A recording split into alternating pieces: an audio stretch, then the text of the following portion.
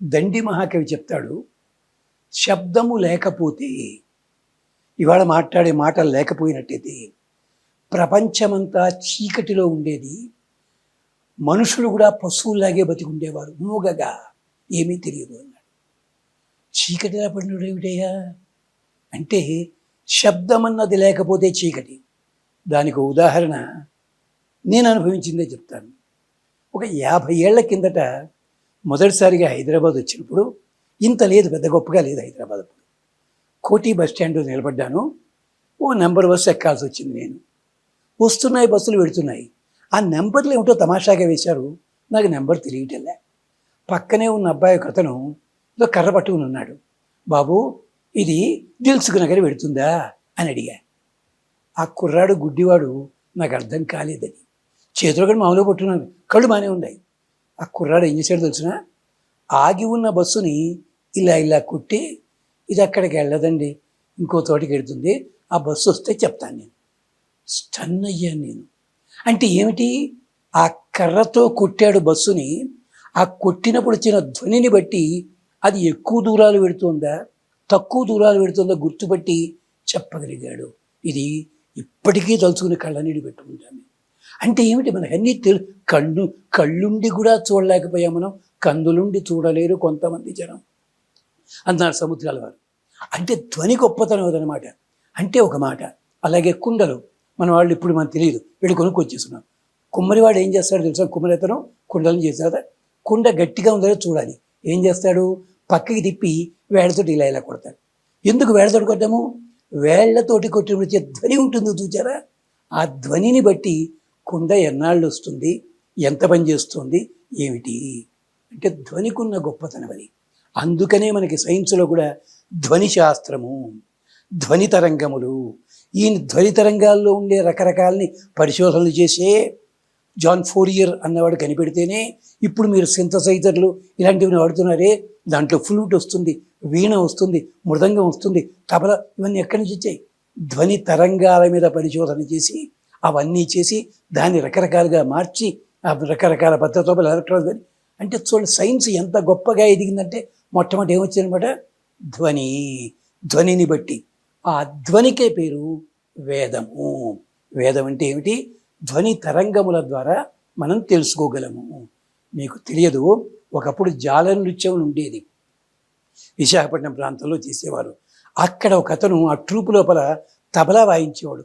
తబలా మీద ఏం వాయిస్తాడు తెలిసిన, నీళ్లలో ఆ వల వేస్తే ధ్వని ఎలా వస్తుంది ఆ ధ్వని వాయించేవాడు ఆయన.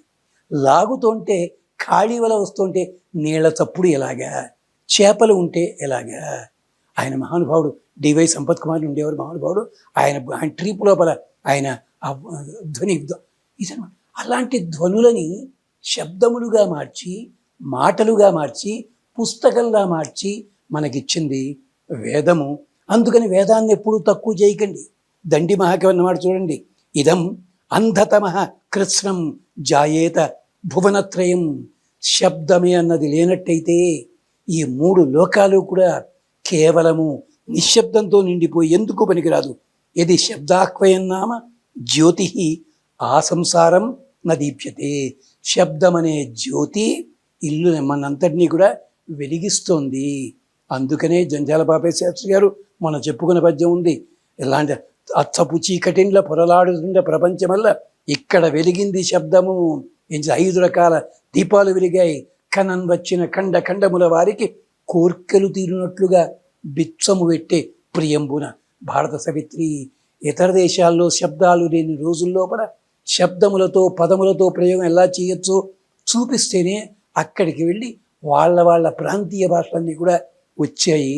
మీరు ఒక్కసారి తీరుబడి చేసుకుని ఆక్స్ఫర్డ్ డిక్షనరీ పక్కన పెట్టుకుని దాంట్లో కొన్ని ఇంగ్లీష్ పదాలు ఉంటాయి, అచ్చమైన తెలుగు పదాల్లాగే కనిపిస్తాయి, అచ్చమైన సంస్కృత పదాల్లాగే కనిపిస్తాయి.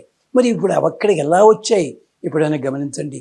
లూనా అని ఉంటుంది, దానికి అర్థం ఏమిటో చూడండి ఒక్కసారి.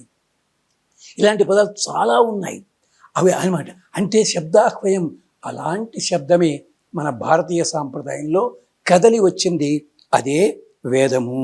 అంటే తల్లి రూపు తెలియని బిడ్డ కూడా తల్లి స్పర్శ తగిలితే చాలు తల్లి వచ్చిందని గుర్తుపడతాడు. అలాగే తల్లి మాట వింటే చాలు ఏడు పాపేస్తాడు మహానుభావుడు. అందుకని వేదాలు మనకి 4 రకాలని చెప్పారు.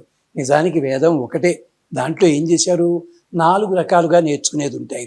ఋక్, యజు, సామ, అథర్వణ వేదములు. ఋగ్వేదము, యజుర్వేదము, సామవేదము, అథర్వణ వేదము 4. ఈ 4లో ఎందుకు మార్చారండి అంటే కారణం ఉంది దానికి. మనం ఇప్పుడు కూడా సైన్స్లో కూడా అదే కదా. కొన్ని ఏం చెప్తారు, ఇది ఇలాగే చదువు అని చెప్తారు. కొన్ని ఏం చేస్తారు, చదివిన తర్వాత ఇది ఇలాగా నువ్వు ప్రయోగాత్మకంగా చేయాల్సి ఉంటుంది అని చెప్తారు. చేసేటప్పుడు ఈ పని చెయ్యి, ఆ పని చేయకు అంటారు. దాన్ని డోంట్స్ అండ్ డూస్ అని చెప్తారు ఒక చోట. అది అయిన తర్వాత దీంట్లో నీకు ఏమర్థమైంది, ఏమిటి, what the principle, what the aim. ఇదే 4 వేదాలు. మొదటిది ఋగ్వేదము. దాంట్లో నువ్వు ప్రశ్న అడగడానికి వీల్లేదు, ఇలా చదువు, ఇలా ఉంది అంతే. యజుర్వేదంలో మనం చిన్నప్పుడు ప్రాక్టికల్స్ చేసేటప్పుడు ఆపరేటస్ అంటారు కదా, అలా చెప్పిందనమాట. అది ఇదిగో ఇలా చెయ్యి నువ్వు, అయ్యింది. దానివల్ల ఇగో ఇది చెయ్యి, ఇది చెయ్యకు, ఇలా చెప్పింది అథర్వణ వేదం. దీనివల్ల నీకు ఏమర్థమైంది, ఇలా చెప్పేది సామవేదం. దీనికి సంబంధించిన విశేషాలు మళ్ళీ మనం మాట్లాడుకుందాం.